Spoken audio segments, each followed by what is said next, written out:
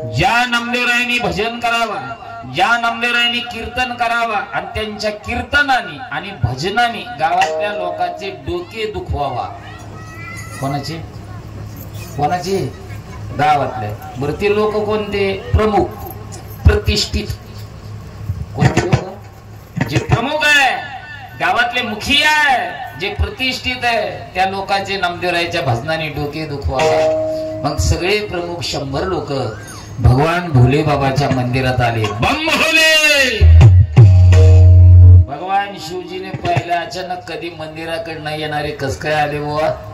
नवल आहे यांचा. आणि नामदेवरायचं भजन चालू आहे. त्या 100 लोकांनी सांगितलं, नामदेव भजन बंद करा. नामदेव म्हणले, माझ्या भजनाचा तुम्हाला काही ताण झाला का? ताण झाला? अरे डोके दुखा लागले. कशाने? पुढे बसलेले बोलत चला. कशाने? भजनाने. आता ज्याचं भजनाने डोकं दुखत, हे खरंच गावाचे प्रमुख आहेत का? हे खरंच मुखी आहेत का गावचे? भजनाने डोकं. पण 100 लोक नामदेवराय म्हणले, माझा प्राण गेला तरी चालेल, माझं भजन बंद होणार नाही. पण 100 लोकांपुढे एकल्या नामदेवाचं काय चालणार भाऊ? नामदेवरायांनी सांगितलं, भजन बंद होणार नाही. पण सगळी प्रमुख होते. नामदेवा भजन बंद करावं लागेल. फक्त आमचं म्हणणं एक मंदिरात भजन नको, बाकी तुम्ही कुठं करा. अरे नामदेवराय म्हणले, मंदिरात भजन केलं काय, मंदिराच्या बाहेर केलं काय?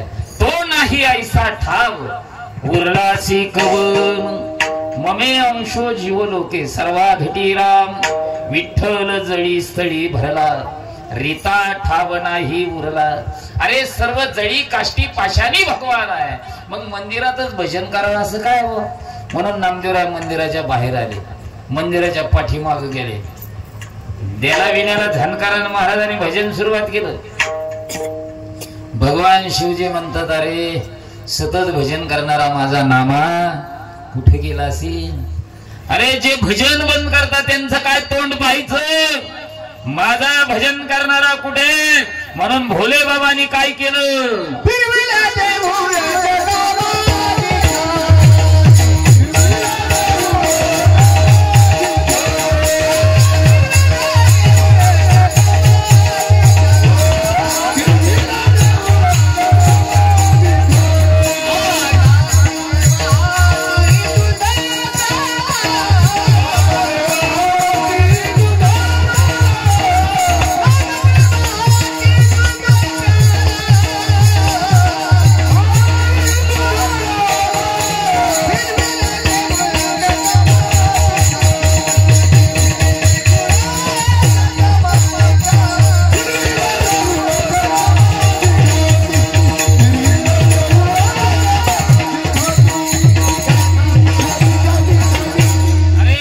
भजनाने देवळ फिरतय.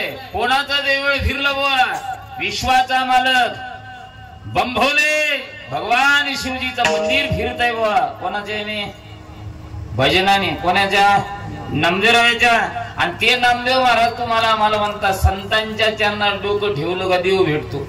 असे कोणते संत आहे का ज्या संतांच्या चरणात आम्ही डोकं ठेवलं बुवा म्हणजे आम्हाला देव भेटेल? आता तर इतके संत झाले, आता इतके संत झाले, संताला वाटतं कोणा भक्ताकडे यावं आणि भक्ताला वाटतं कोण्या संताकडे जावं. इतके संत झाले, पोटासाठी संत झाले, कलित बहुत.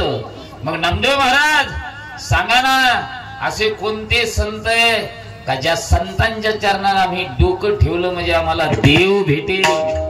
नामदेवरायांनी सांगितलं, सांगतो ऐक, मला माझा देव सोडून मला दुसरा देव आवडला नाही. ज्याचे कटेवर हात नाही तो देव मला आवडत नाही.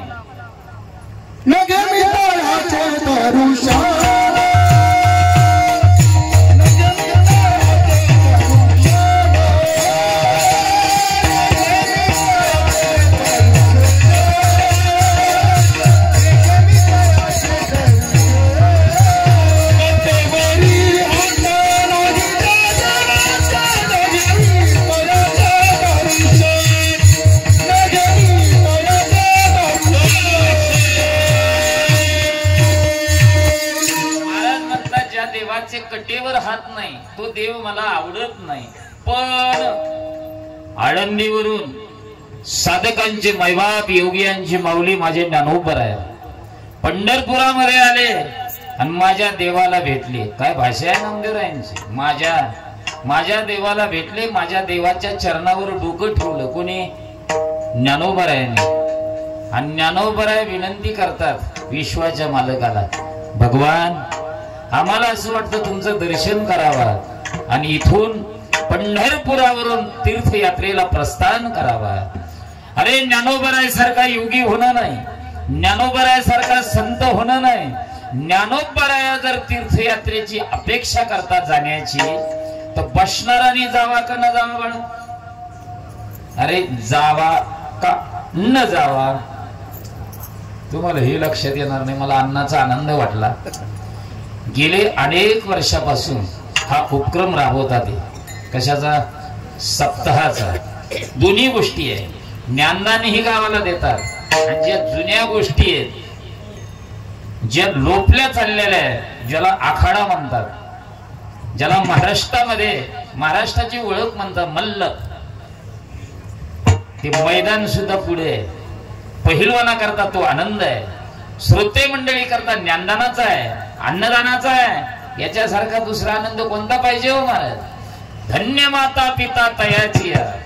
आत्मारामजी अण्णा यांच्या आई वडिलांना धन्यवाद देतोय का अशा पुत्रांना जन्म दिला, का जे परमार्थिक कार्य करता अनेक वर्षापासून आपल्या जवळ आल्यानं द्रव्य त्याच्यातला काही भाग परमात्म्याच्या नामचिंतन करता ते समर्पित करतात.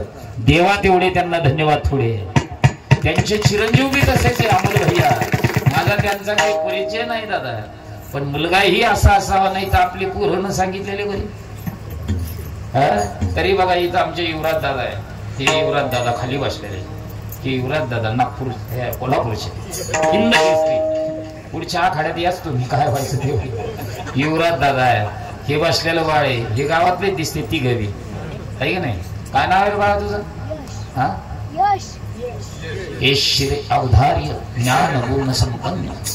जाऊ दे, विनोदाचा भाग द्या. यश पप्पाचं नाव काय आहे तुझ्या? यश विठ्ठल दैत.